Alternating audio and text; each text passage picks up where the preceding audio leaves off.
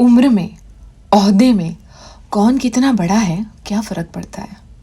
उम्र में, ओहदे में कौन कितना बड़ा है क्या फ़र्क पड़ता है।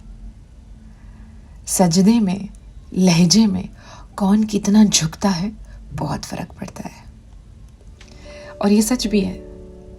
पता है, किसी भी इंसान को अगर आपको जानना है तो बहुत सिंपल सी चीज़ है कि वो इंसान कैसा है, उसके पास कितना बड़ा घर है, कितनी बड़ी गाड़ी है, उसकी क्या पोजीशन है, वो कौन से बिजनेस में है, उससे कोई फ़र्क नहीं पड़ता। और लोग उसको पूरी ज़िंदगी उसके इस चीज़ के लिए याद नहीं रखेंगे, बल्कि वो इंसान आपके साथ कैसे बिहेव करता है, आपके बुरे समय में वो कितना खड़ा रहा, जब आपको ज़रूरत थी क्या वो इंसान आपके साथ था।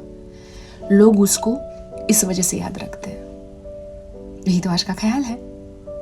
हाय, मेरा नाम जिया है और आप मेरे साथ हैं ख्याल वाली खिड़की में।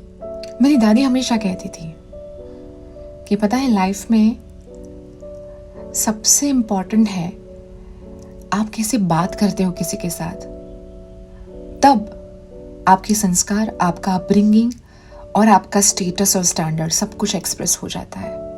मतलब कम्युनिकेशन इज एवरीथिंग ना।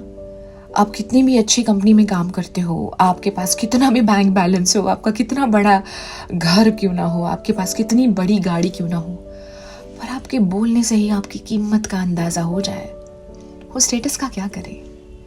आज के ज़माने में तो सबसे बड़ी ताकत ये है कि आप किसी से कैसे बात करते हो। क्या आपके बात करने के तरीके से उस इंसान का वो पल सेटल हो गया, उसे थोड़ी सी हीलिंग मिल गई। आजकल तो लोग बात ही नहीं करते हैं, बस व्हाट्सएप पे एक मैसेज कम्युनिकेशन कर देते हैं ताकि उनको सामना ना करना पड़े। लोग बहुत सेंसिटिव हो गए हैं बात करने में, और इसीलिए भी बहुत ज़रूरी है कि कई बार लोग चुप रहते हैं क्योंकि उनको ऐसा लगता है कि कोई उनकी बात नहीं समझेगा। और ये पिछले 2 साल में पैंडेमिक जो आया ना, अभी भी हम उसी फेज़ में हैं, और अभी भी कितने सारे लोगों को हम जानते हैं जो थे वैसे नहीं हैं अब।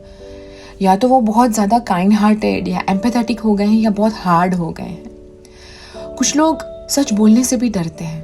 उनको ऐसा लगता है कि सच बोलो, लेकिन क्या कोई है सच सुनने वाला। और सही भी है, सुनने वाला सबसे बड़ा होता है, क्योंकि सच सुनने की ताकत सब में नहीं होती।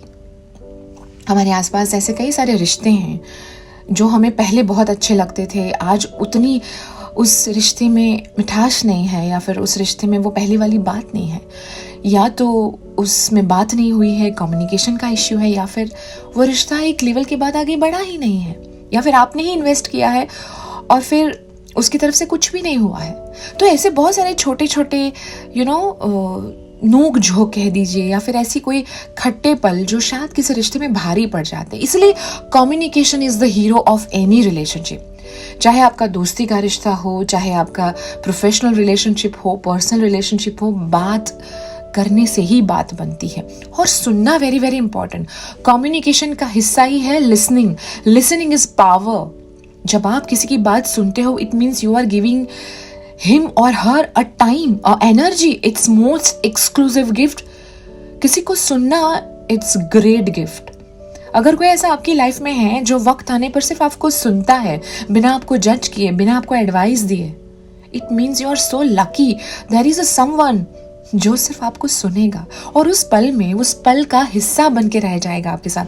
उस पल में आप अकेले सर्वाइव नहीं करोगे, बल्कि वो इंसान भी आपके साथ रहेगा, और आप कितना हल्का महसूस करते हो। फिर वो आपका दुख आपका नहीं रहता, वो बट जाता है 2 लोगों में, और आपको पता है कि उस पल का वो भागीदार रहा है। सो इट्स वेरी इंपॉर्टेंट कि आप किसी की जिंदगी के लिसनर बनो।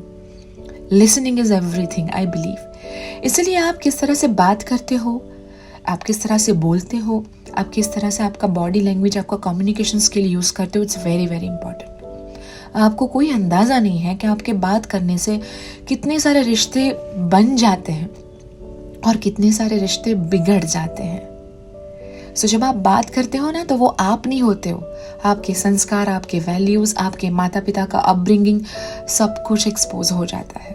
सो be careful with your words. मेरा नाम जिया है और आप मेरे साथ हैं ख्याल वाली खिड़की में।